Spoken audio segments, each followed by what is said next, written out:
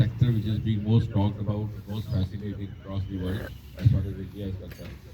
I think there has been a revolutionary change in the last 10 years, and the turning point was when Prime Minister decided to what the media fondly described as the unlocking of the space.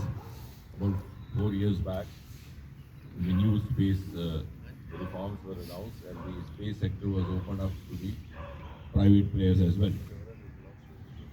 The results have been miraculous. We were just about one digit startup about 4 years back.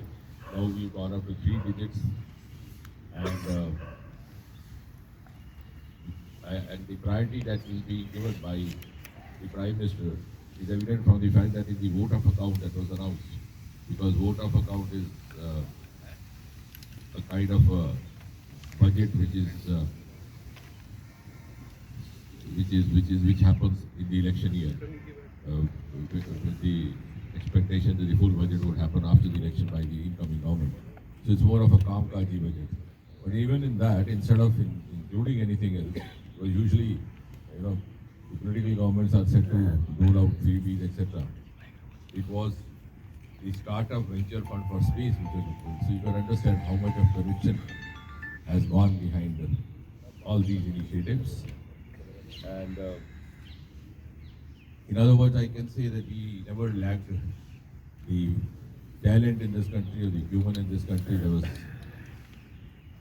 There was commitment in abundance, but what was possibly lacking was the kind of an enabling milieu which is provided by the political dispensation by the policy planners, and that has been taken care of after Prime Minister Modi came. So there's an enhancement in the budget. There's also involvement of the private sector, and therefore we are now in a position to claim to be as a frontline nation in each of the sectors, including space. So though we began, I think the most exciting example is that the ISRO was set up in 1969, the year when the first human being landed on the surface of Moon through Apollo 8, the American mission, Neil Armstrong. We were just born, but today we have reached the south pole of the moon before anybody else. So that's the kind of quantum jump. So that was Chandrayaan 3, which was launched on 14th July 2023 and landed on the August 23. Then we have Aditya and the Provo 3, which was launched just a few days back.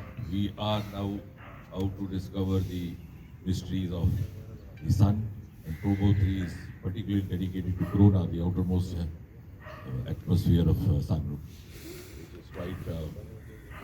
which is quite exciting and also quite mysterious.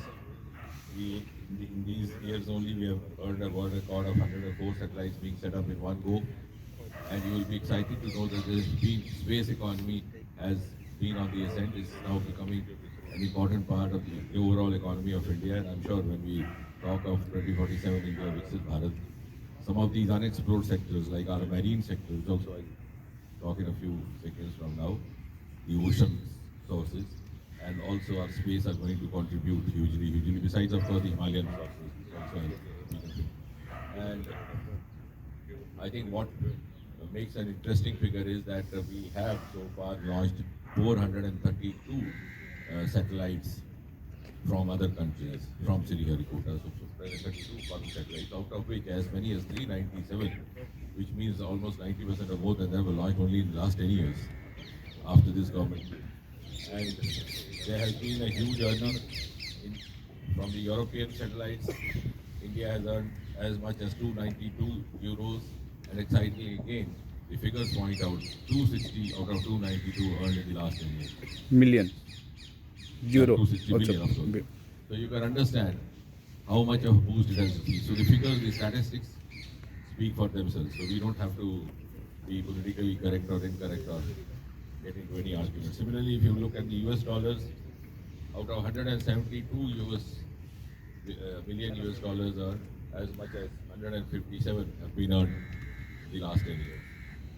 We have a very successful experiment of having a new PSU in place called the NSIR New Space India Limited, which is collaborating with the private companies. And we have an interface called InSpace. And our first generation startups are now being recognized as global potential startups, and some of them have also turned into lucrative enterprises. The second sector, because I'm going to be very brief, taking 2-3 minutes for each of them, is the biotechnology. I'm taking up that because that was one of the most neglected sectors before this government came in 2014. It was hardly known even in the media parlance or even in the scientific circles. We just had 50 biotech startups in 2014 when this government came. Today it's gone up to 9,000 startups. Our bioeconomy was just about 10 billion US dollars, now gone up to 130, and we look forward to 300. So there has been, particularly after COVID, we were able to showcase our potentials. So there have been success stories emanating from the Department of Biotechnology which have earned recognition worldwide. For example, the first one is the vaccine story, where not only we came out with the first ever DNA vaccine, but also gifted it to the rest of the world. And the most distinct feature of this is that India is a country which was never taken very seriously for preventive healthcare, not even for therapeutic healthcare. But here we showed the way for the prevention of COVID. Similarly, the other vaccine, the herpes papillomavirus vaccine, HPV vaccine, is also from India now. It is become quite popular because of its potential to check the prevalence of cervical cancer, which is quite prevalent in India. Though that may not be the only factor, but one of the factors responsible may get checked by this. We have very recently, about 3 months back, come out with first ever indigenous antibiotic called amphitromycin. So far, we were depending on antibiotics from outside, beginning from penicillin, which happened somewhere in 1948, 49, Alexander Fleming, and thereon series of generations of antibiotics, whether it was streptomycin, ampicillin, chloromycin, etc., were all developed, tried, and when they proved to be successfully adopted.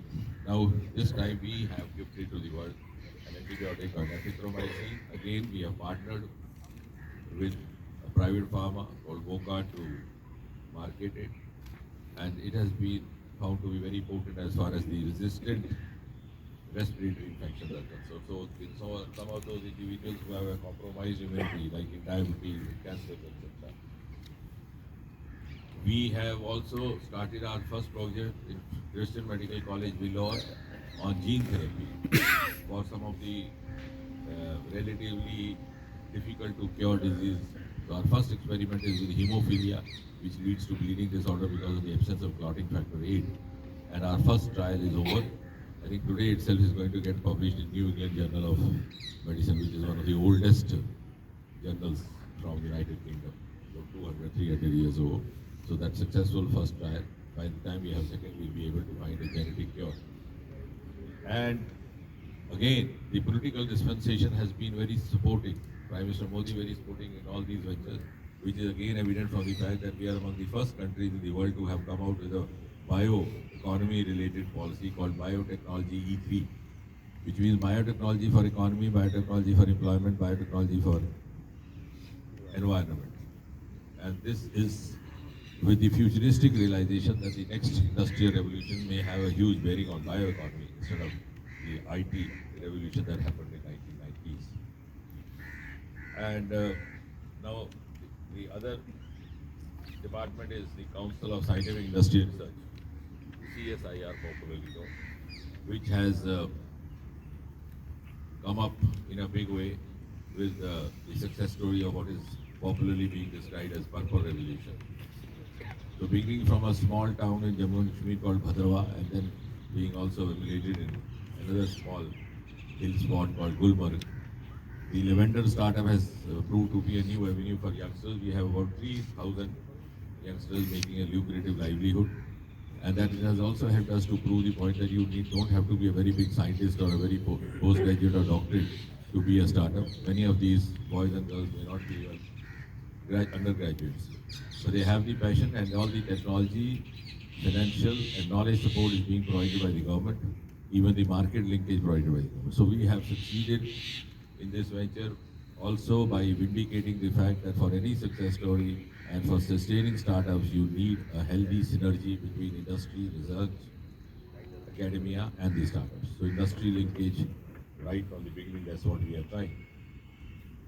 Besides that, we have another started a mission called Floriculture, so many of these youngsters are now into that. Our biojet fuel technology is again from the same department. We landed one of the Indian Air Force aircrafts at Leh using biofuel in the aircraft. So biojet fuel was also, both these were displayed in the Republic Day. The Purple Revolution also, you will recall, was a tableau in the Republic Day parade, Kartavya Path, last year, early this year, and so also the biojet. Then we have, the same department has also come out with a two-seater aircraft called Hansa. We have come out with India's first indigenously developed hydrogen-run bus from one of our institutes in Pune called the National Chemical Laboratory. We have e-tractors also now. And so in a big way, what is also described as circular economy and wealth to waste or bioeconomy is being contributed by CSIR. The other sector is the Department of Earth Sciences, where, as I said, the marine resources are the ones which are going to add value when we reach. We have launched Deep Sea Mission, and the priority that the science initiatives get is evident from the fact that for 2 consecutive years in 2022 and 2023, in his Independence Day addresses, Prime Minister Modi referred to this. So normally, such initiatives do not find much of a prioritization in the Independence Day address, which is said to be the declaration of intent of the government in place. And while next year end or maybe by 2026 we'll have first Indian human being in space called Gaganyaan, simultaneously also we would be sending one human being down into the seabed, 6,000 meter deep, which is possibly the maximum depth of the sea, to explore the wealth inside, the minerals, metals, the biodiversity, the fisheries which have been totally unexplored, though we have a huge resource with over 7,500 kilometer long coastal area. The mission Mosam is one of the missions launched in the first 100 days of Modi government 3.0, which again shows the priorities of this government, and also contributing to the farmers' welfare, which is one of the priorities of the government. We have a number of apps now. You don't have to, the agriculturist does not have to wait for the forecast or reach out anywhere. We have a Meghdut app for weather agriculture, a Mosam app for weather, a Damini app for lightning. And 24 new Doppler radars have been set up in the country, across the country. There's been a 40 to 50% improvement in the weather forecast. You might have in mind that sometimes the Delhi weather is not as accurately predicted as it happens to be, but that is because Delhi is no longer the Delhi of the bygone years. You call entire Haryana and UP also Delhi now. So, but we are taking care of that also because the number of installations was not that much. So we need almost 3 times more installations because sometimes when you are using a weather station sitting in Lutyens or maybe Connaught Place, you may not be accurately predicting what is going to happen in Noida. So we are taking care of that. I think within a year we will be able to do that as well. And we have a very successful experiment of thermal desalination. We have launched that plant in Lakshadweep because you see that this is an island with ocean water all around, which is saline, salty. So water everywhere, not a drop to drink, can't be used. So we have successfully experimented in turning this saline water into normal water, non-saline water by process of evaporating it and allowing the vapors to cool down and the salt remains sedimented. The other sector is the Department of Science and Technology, where I think the biggest achievement in the recent 2 years has been the National Research Foundation, which in the Indian parlance has been appropriately named as Anusandhan. And this is going to be a better version of the similar foundations in the other countries like the National the Research Society of America, and also one in Europe. So this will again follow the global strategies. 70% of the resource will be from non-government sources. So we have this casual gupshup tendency when we go in the morning, we say, rocket हुआ तो क्या हुआ, देखो NASA कहाँ पहुँच गया. But we don't realize, even sometimes even the media, that NASA is not resourced by government alone. So government can't be funding or providing resources for everything. So now we have started following the same strategies because now we are looking forward to achieve the global benchmarks and reach the global levels. So 70% will be from outside the government sources. 1 lakh crore has already been air funded again in first 100 days of Modi government 1.0 as a government support, and it is in the process of being constituted. Soon we will have a CEO also in place. There's a new geospatial policy now. You can, and as a result of which, there also some deregulation of the zones. And our Swamitra program is one of the very notable examples where the mapping of the farms, the land can be done by the individual himself, the citizen himself. You don't need a revenue officer for that, using drones and using satellites. And of course, we have in a big way consciously sought to support the youngsters, the startups, and the women through programs like Inspire Manik, which has so far benefited nearly 9 lakh students, to be precise, 8,88,561. Then Inspire Scholarship for the higher ones. We have our institute in Trivandrum called the Chitra Institute, which is earned worldwide recognition for producing cost-effective medical instruments, the heart valves, etc. Then coming to atomic energy, we have 24 nuclear plants in the country. But what is notable is, as I said in the beginning, statistics speak for themselves. So it's not what I say or what is contradicted by an opponent. Our nuclear capacity in 2014 was just 4,780 megawatts, 4780 megawatts. In 10 years, it has gone twice. It is today 8,180. So from 4780 to 8180. What was the capacity created in 60 years is equal to what has been created in the last 10 years.